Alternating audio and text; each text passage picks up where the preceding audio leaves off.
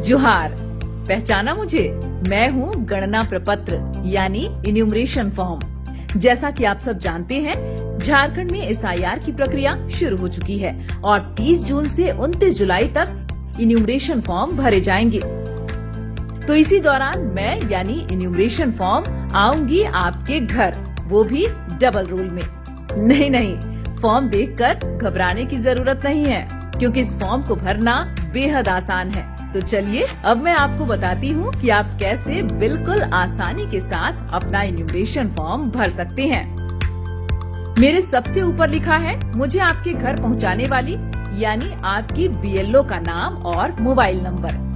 अब सबसे पहले आप मुझे 4 भागों में बांट सकते हैं, ऐसे। तो सबसे ऊपर वाले पहले भाग में आपको आपकी सारी डिटेल्स मिल जाएंगी, जैसे आपका नाम, EPIC number, address, part number, विधानसभा क्षेत्र और राज्य का नाम। ये जानकारी पहले से ही प्रिंटेड होगी। साथ ही एक यूनिक क्यूआर कोड और आपकी पुरानी प्रिंटेड फोटो के ठीक बगल में आपको मिलेगी अपनी नई रंगीन पासपोर्ट साइज फोटो चिपकाने की जगह। और अब बारी है दूसरे भाग की। इस दूसरे भाग में आपको गत एसआईआर की किनकी विवरणी भरनी है, ये आपके जन्म तिथि पर निर्भर करता है। आइए जानते हैं कैसे। पहली स्थिति में यदि आपका जन्म 1 जुलाई 1987 से पहले भारत में हुआ है, तो आपको गत एसआईआर में दर्ज सिर्फ स्वयं की विवरणी भरनी है। दूसरी स्थिति में यदि आपका जन्म 1 जुलाई 1987 से लेकर 2 दिसंबर 2004 के बीच भारत में हुआ है, तो आपको अपने माता पिता में से किसी एक की गत एसआईआर में दर्ज विवरणी भरनी है। तीसरी स्थिति में यदि आपका जन्म 2 दिसंबर 2004 के बाद भारत में हुआ है, तो आपको अपने माता और पिता दोनों के गत एसआईआर में दर्ज विवरणी भरनी होंगी। तो पहली स्थिति में जिनका जन्म 1 जुलाई 1987 से पहले हुआ है, वो इन्यूमरेशन फॉर्म के इस हिस्से में अपनी विवरणी इस प्रकार भरेंगे। गत एसआईआर की मतदाता सूची में दर्ज अपना नाम लिखें। इसके बाद एपिक यानी मतदाता पहचान पत्र का सीरियल नंबर अगर उपलब्ध हो तो यहाँ लिखें। रिश्तेदार का नाम वाले कॉलम में अपने पिता का नाम लिखें और नीचे संबंध वाले कॉलम में उनसे अपना संबंध दर्ज करें। अब जिला, राज्य और विधानसभा वाले कॉलम को भरें। इसके ठीक नीचे बनाए गए बॉक्स में आप गत एसआईआर में दर्ज स्वयं का विधानसभा क्षेत्र संख्या, भाग संख्या और क्रम संख्या दर्ज करें। अब दूसरी स्थिति में यदि आपका जन्म 1 जुलाई 1987 से लेकर 2 दिसंबर 2004 के बीच हुआ है, तो आप फॉर्म के दूसरे भाग के दाएं वाले हिस्से में अपने माता या पिता के गत एसआईआर में दर्ज विवरणी इस प्रकार भरेंगे। नाम वाले कॉलम में माता या पिता जिनकी भी जानकारी उपलब्ध हो उनका नाम लिखें। यदि उनका एपिक नंबर उपलब्ध हो तो यहाँ लिखें।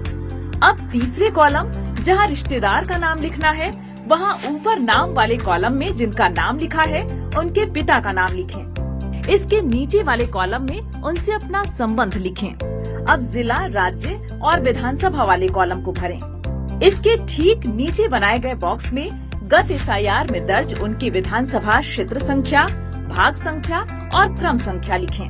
अब तीसरी स्थिति में यदि आपका जन्म 2 दिसंबर 2004 के बाद हुआ है, तो आप फॉर्म के दाएं वाले हिस्से में दी गई जगह को कुछ इस तरह एक लकीर के माध्यम से 2 हिस्से में विभाजित कर लें। अब इनमें पहले वाले हिस्से में अपने पिता और दूसरे वाले हिस्से में अपनी माता की गत एसआईआर से जुड़ी विवरणी इस प्रकार भरें। नाम वाले बॉक्स में एक तरफ पिता और दूसरी तरफ माता का नाम लिखें। एपिक संख्या वाले बॉक्स में अगर उनकी एपिक संख्या उपलब्ध हो तो दर्ज करें। रिश्तेदार वाले नाम के बॉक्स में माता और पिता दोनों के ही पिता का नाम दर्ज करें। संबंध वाले बॉक्स में उनसे अपना संबंध दर्ज करें। इसके बाद जिला, राज्य और विधानसभा वाले बॉक्स को भरें। अब इसके ठीक नीचे वाले हिस्से में दिए गए विधानसभा संख्या, भाग संख्या और मतदाता क्रम संख्या के बॉक्स में इस तरह लकीर खींचें और माता और पिता दोनों की गत एसआईआर में दर्ज विवरणी इस प्रकार भरें। विधानसभा क्षेत्र संख्या वाले बॉक्स में गत एसआईआर में दर्ज माता और पिता दोनों की विधानसभा क्षेत्र संख्या लिखें।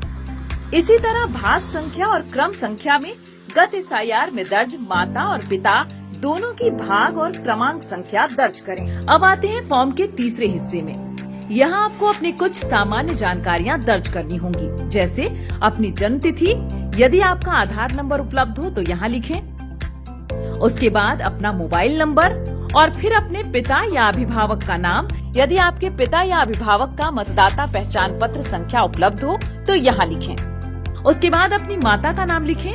यदि उनका मतदाता पहचान पत्र संख्या उपलब्ध हो तो आप उसे भी अगले कॉलम में दर्ज करें। यदि आवश्यकता हो तो अगले कॉलम में अपने पति या पत्नी का नाम और उनका मतदाता क्रमांक दर्ज करें। लीजिए, आपने अपना इन्यूमरेशन फॉर्म लगभग भर ही लिया है, लेकिन अभी बाकी है सबसे जरूरी काम। इन्यूमरेशन फॉर्म के चौथे हिस्से में 3 महत्वपूर्ण घोषणाएं लिखी हैं। यदि आप स्वयं अपना इन्यूमरेशन फॉर्म भर रहे हैं तो इसे ऐसे पढ़ें। ऊपर उल्लिखित मतदाता, जो कि मैं स्वयं हूँ, ने किसी अन्य देश की नागरिकता प्राप्त नहीं की है। मैं मतदाता सूची में शामिल होने के लिए आवेदन कर रहा हूँ और ऊपर उल्लिखित नाम, जो कि मैं स्वयं हूँ, किसी अन्य विधानसभा क्षेत्र, संसदीय क्षेत्र में शामिल नहीं हूँ। मुझे पता है कि इस आवेदन के संबंध में उपरोक्त कथन या घोषणा करना जो झूठा है और जिसके बारे में मैं जानता या मानता हूँ कि वह झूठा है या जिसे मैं सच नहीं मानता हूँ, लोक प्रतिनिधित्व अधिनियम 1950 की धारा 31 के अंतर्गत 1 वर्ष तक का कारावास या जुर्माना या दोनों हो सकता है।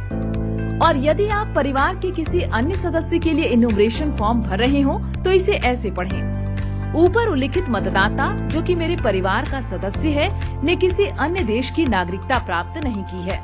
मैं मतदाता सूची में शामिल होने के लिए आवेदन कर रहा हूँ और ऊपर उल्लिखित नाम, जो मेरे परिवार का सदस्य है, किसी अन्य विधानसभा क्षेत्र, संसदीय क्षेत्र में शामिल नहीं है।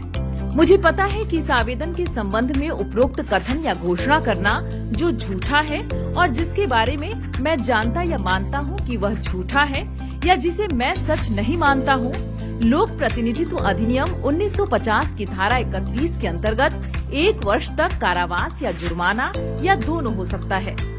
इस घोषणा को ध्यान पूर्वक पढ़ने के बाद एक बार फिर दर्ज की गई जानकारी को अच्छी तरह जांच लें और अगर सारी जानकारियां सही हो तो सबसे नीचे दाहिनी तरफ दिए गए स्थान में अपने हस्ताक्षर कीजिए।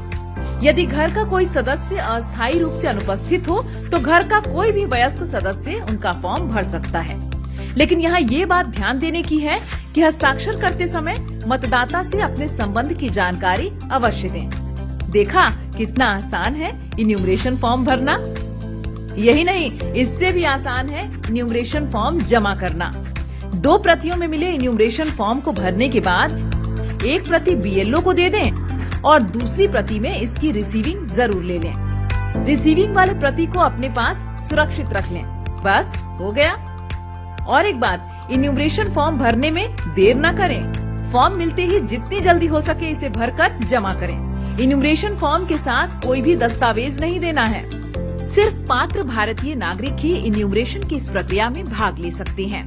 वैध अथवा अवैध रूप से भारत आए किसी विदेशी नागरिक का सत्य या मिथ्या जानकारी देना, रिक्त या आंशिक रूप से इन्यूमरेशन फॉर्म भरना या फॉर्म पर हस्ताक्षर करना जन प्रतिनिधित्व अधिनियम की धारा 31 के तहत एक दंडनीय अपराध है। अगर कोई भी विदेशी नागरिक भरा हुआ इन्यूमरेशन फॉर्म बीएलओ को व्यक्तिगत रूप से अथवा ऑनलाइन माध्यम से जमा करता है तो ईआरओ उस आवेदक के खिलाफ एफआईआर दर्ज करेंगे।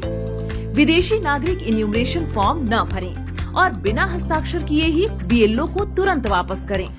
एसआईआर की प्रक्रिया से हमारी मतदाता सूची होगी एकदम शुद्ध और सटीक। तो इस अभियान में आप भी अपना योगदान दें और जागरूक मतदाता का कर्तव्य निभाएं।